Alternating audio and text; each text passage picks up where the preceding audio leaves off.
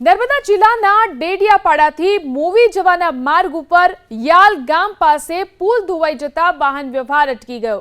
ડેડિયાપાડા તાલુકાના મુખ્ય મથક રાજપીપળા સાથે જોડતા માર્ગ યાલ ગામનો પુલ ગત ચોમાસા દરમિયાન પણ તૂટી ગયો હતો। ત્યારબાદ આ પુલ અત્યાર સુધીમાં 3 વખત વરસાદી પાણીમાં તૂટી ચૂક્યો છે। 2 વખત 65 લાખથી વધુના ખર્ચે પુલનું રિપેરિંગ કામ કરવામાં આવ્યું હતું। હવે ફરીથી 25 લાખનો ખર્ચ કરવો પડે તેવી સ્થિતિ છે। મહારાષ્ટ્ર તરફથી આવતા વાહનો રાજપીપળા તરફ જવા માટે આ રોડનો ઉપયોગ કરે છે। આ માર્ગ ઉપર દૈનિક 2 થી 3 હજાર જેટલા વાહનોની અવરજવર રહે છે। હાલ તો પુલ તૂટી જતા વાહન વ્યવહાર ઠપ થઈ ગયો છે। હાલ વાહનોને નેત્રંગના રસ્તે ડાયવર્ટ કરાતા વાહન ચાલકોને 30 કિલોમીટરનો ફેરો થઈ રહ્યો છે। હાલ તો કામચલાઉ ધોરણે બ્રિજમાં ભૂંગળા નાખી નાના વાહનો માટે વાહન વ્યવહાર શરૂ કરી દેવામાં આવ્યો છે।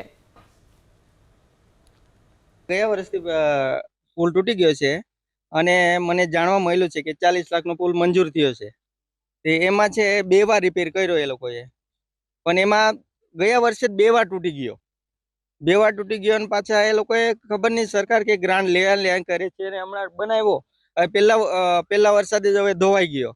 હવે અમારે હાલ છે ને યાલ, કુટિલપાડા, પણગામ એ બધા ગામડાઓ છે, આગળના 10 ગામડાઓ છે, એ લોકોને તકલીફ બહુ જ કે આમ ફરવું પડે। ડેડિયાપાડા, સાગબારા કે રાજપીપળા જો હોય આ બાજુનો એ લોકો જાય કઈ રીતે? બહુ તકલીફ છે। જેમ બને તેમ જલ્દી સરકાર બનાવી દે તો સારું।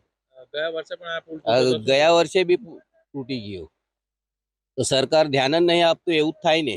બનાવ્યું તું પણ આવા ભોંગરા નાખીને એટલા પાણી વધારે આવે એટલે એમાં માતું નહીં।